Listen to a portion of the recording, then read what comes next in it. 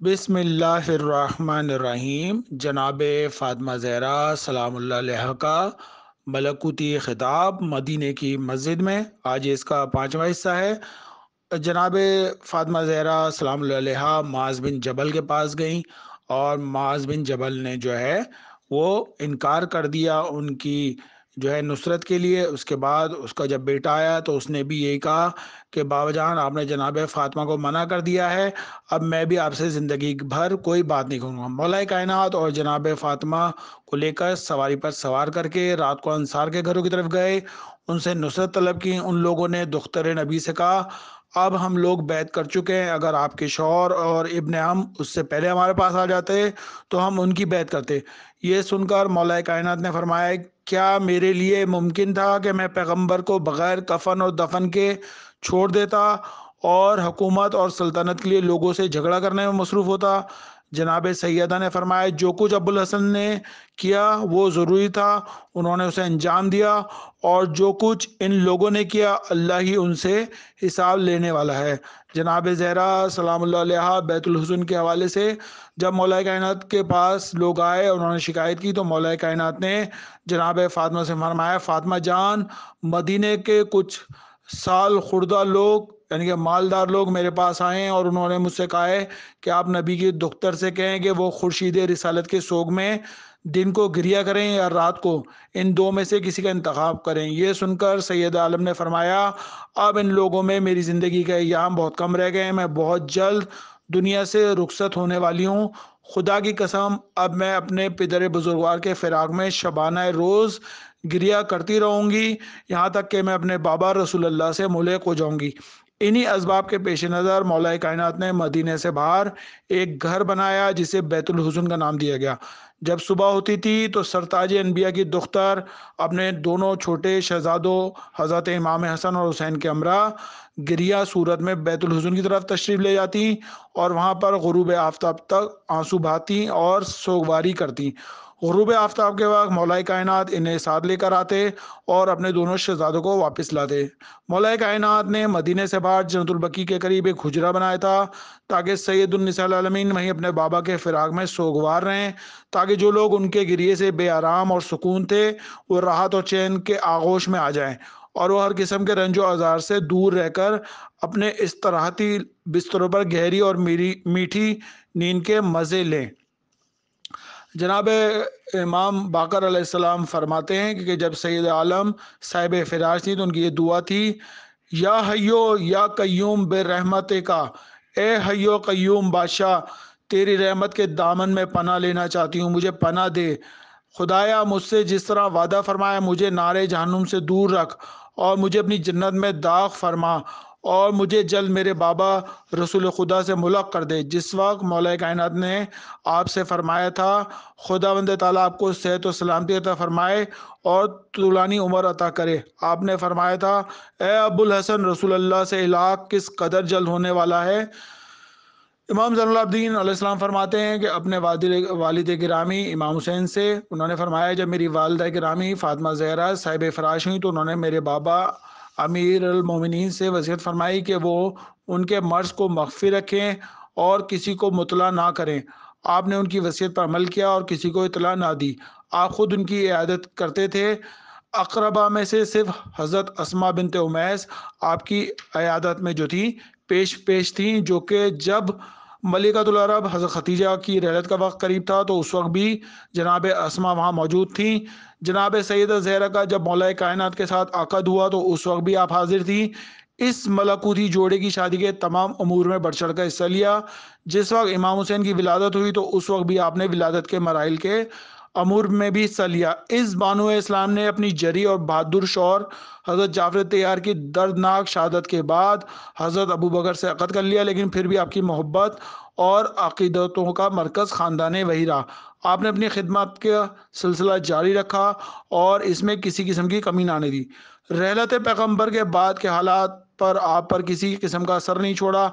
आपने अभी पढ़ा कि बतूल मौज़मा की हालत अमराज में आप बराबर उनकी तीमारदारी करती नहीं, लेकिन यहाँ ये सवाल पैदा होता है, क्या उन्हें घर से इजाज़त मिल जाती थी कि वो सैयदा आलम के घर जाकर उनकी इयादत करें? इस बारे में तारीख जो है वो खामोश। तारीख ने बड़ी بددیانتی کی ہے محمد آل محمد کے ساتھ۔ بہرحال رسول اللہ کی بیٹی کو آپ کی ذات سے بے پناہ انس اور محبت تھی۔ اس بانو اسلام کے ساتھ معاشرت میں آپ کو سکون ملتا تھا، آپ سے رنج و غم کا بوجھ ہلکا کرتی۔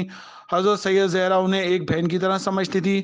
حضرت اسما آپ کی محبت کا مرکز تھی، انہیں آپ کی بارگاہ میں قرب حاصل تھا۔ ایک دن جناب فاطمہ نے اسما سے بات کی، اے اسما مجھے آپ سے ایک کام ہے، میری بات غور سے سنیے، اس میں خوب غور کیجیے۔ آپ نے اسما سے فرمایا، اے اسما میں اب کیا کروں، میرے جسم کی ہڈیاں نکل آئی ہیں اور میرے جسم کی جلد ان پر چسپاں ہو کر رہ گئی ہے، اب میں بہت کمزور ہو گئی ہوں، جب میں اس دنیا سے رخصت ہو جاؤں گی کیا کوئی ایسی چیز ہے کہ جو میرے جسم کو چھپا دے اور اس طرح میرا بدن لوگوں کی نگاہوں سے محفوظ رہے؟ حضرت اسما نے جواب دیا، جی ہاں، جن دنوں میں ملکہ حبشہ میں تھی تو میں نے وہاں کے لوگوں کو دیکھا کہ وہ لوگ لکڑی کا تابوت بناتے تھے، میت کو اس تابوت کے اندر لٹا دیتے تھے اور اس پر کپڑا ڈال دیتے تھے۔ کیا وہ تابوت آپ بنا کر دکھاؤں؟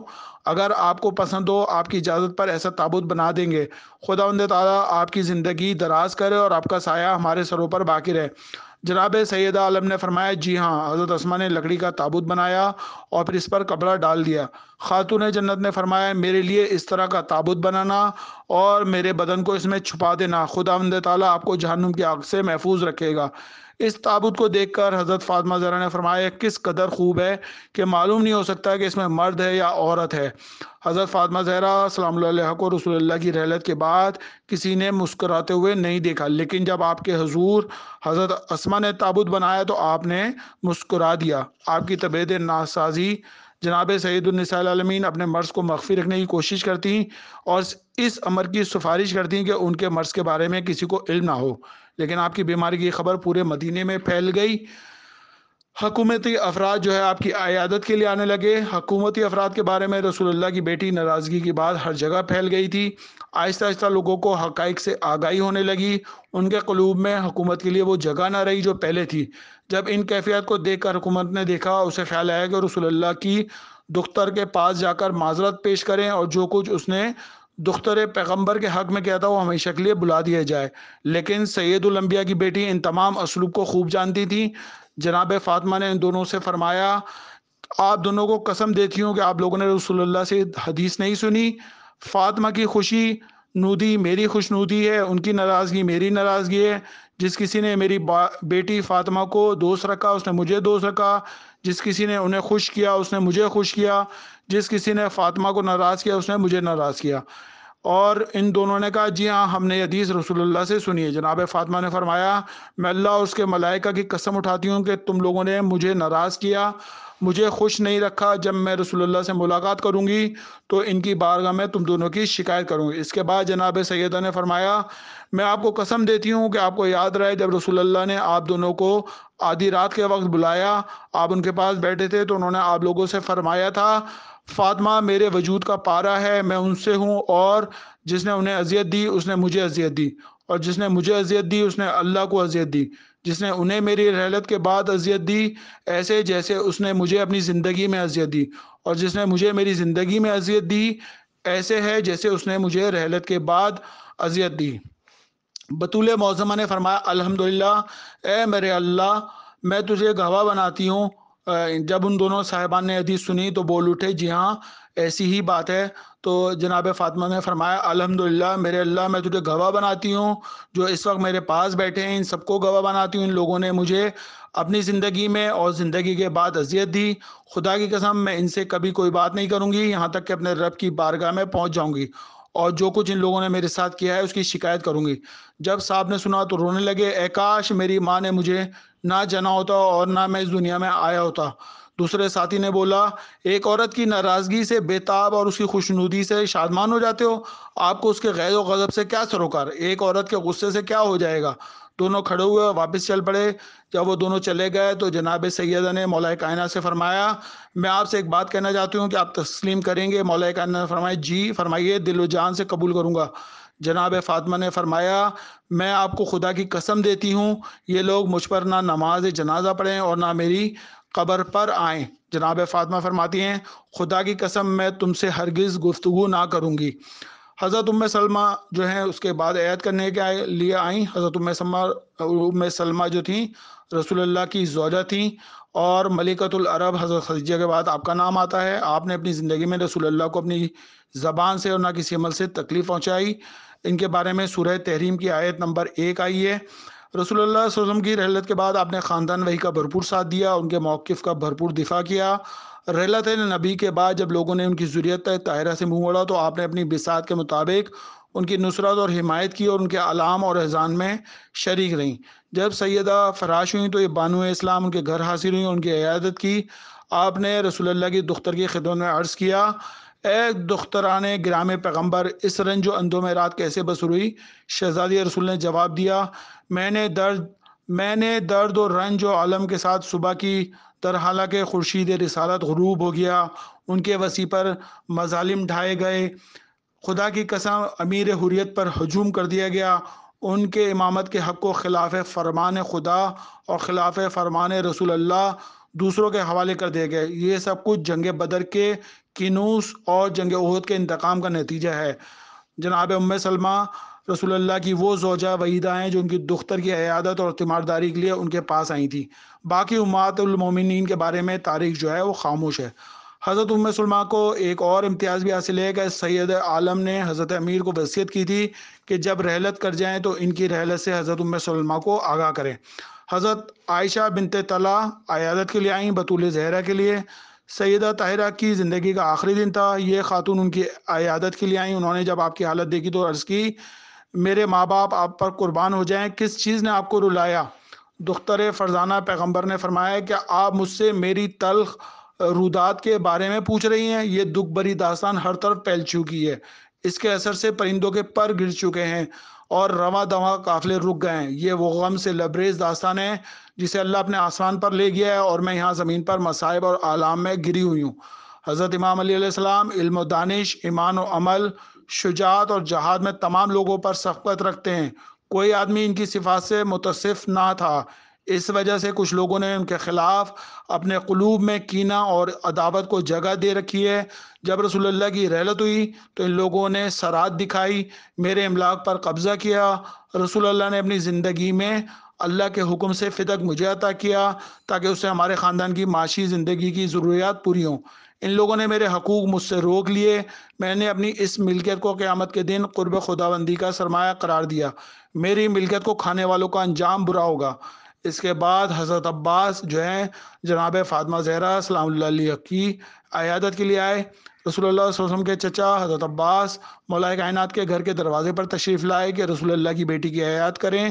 انہیں کہا گیا سید الانبیاء کی دختر کی حالت نازک ہے، اس وقت ان کا دیدار ممکن نہیں۔ یہ سن کر وہ اپنے گھر کی طرف واپس چلے گئے۔ انہوں نے مولا کائنات کی طرف ایک پیغام بھیجا، وہ پیغام یہ ہے، اے فرزند رشید برادر علی جان، خدا بند تعالیٰ گواہ ہے کہ جب مجھے سرتاج انبیاء کی بیٹی کی طبیعت ناسازی کا علم ہوا، مجھ پر مصائب کے پہاڑ ٹوٹ پڑے جنہوں نے میرے اعصاب کو درم برہم کر دیا۔ میرا خیال ہے کہ ہمارے خاندان میں سے وہ پہلی شخصیت ہیں جو پیغمبر خدا سے ملق ہونے والی ہیں، یہ وہ پہلی شخصیت ہیں جسے اس نے برگزیدہ کیا ہے اور گرامی رکھا ہے اور انہیں پروردگار کی بارگاہ میں قرب عطا ہوا ہے۔ میں آپ پر قربان جاؤں، اگر حالات کچھ اس قدر ہیں اور سیدہ عالم اس دنیا سے کوچ کرنے والی ہیں تو مجھے اجازت دیجیے کہ مہاجر اور انصار کو ان پر نماز پڑھنے کے لیے جمع کروں تاکہ وہ اس عمل کے ذریعے بے پناہ اجر سے جو ہے شامل ہو جائیں اور اس میں اللہ کے دین کی عظمت کا مظاہرہ ہو۔ مولا کائنات نے ان کے پیغام رسالت سے فرمایا، میرے چچا کو سلام دینا، ان سے کہنا کہ آپ کی محبتوں اور شفقتوں کو میں نہیں بلا سکتا، آپ کا مشورہ خیر خواہانہ اور شائستہ ہے۔ آپ کو معلوم ہے رسول اللہ کی بیٹی اپنے والد کی رحلت کے بعد مسلسل مصائب اور آلام میں رہی ہیں، ان سے ان کے حقوق روکے گئے ہیں، ان کے اموال پر قبضہ کیا گیا ہے، رسول اللہ کی وصیت پر عمل نہیں کیا گیا، نہ اللہ کے حقوق نہ ان کے رسول کے حقوق کا خیال رکھا گیا۔ انتقام لینے کے اعتبار سے اللہ ہی کافی ہے۔ اے میرے چچا جان، جو کچھ آپ نے فرمایا وہ ٹھیک ہے، لیکن بات یہ ہے کہ جناب فاطمہ زہرا سلام اللہ علیہ نے مجھے وصیت کی ہے کہ میں ان کی رحلت کے امر کو مخفی رکھوں۔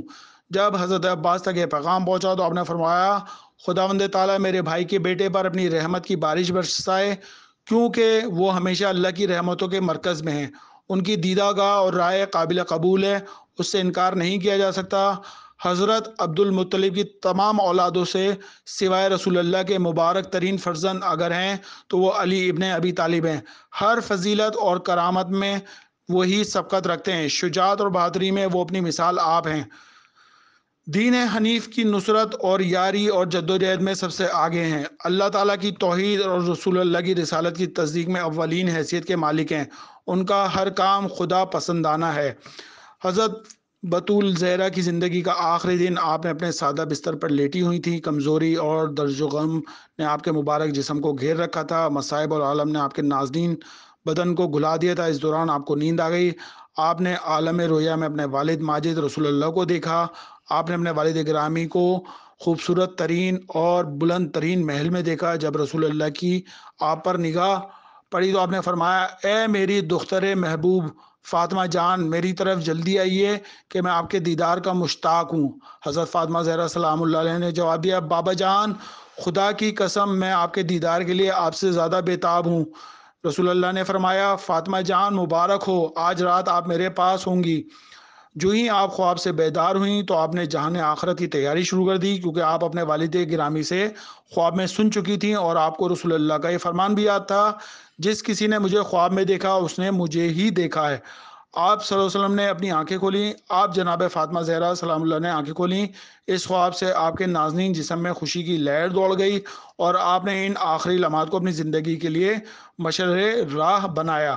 پھر جناب فاطمہ زہرا سلام اللہ کی وصیت ہیں وہ انشاءاللہ آخری کلپ میں بیان ہوں گی۔ اللہم صلی علی محمد و آل محمد۔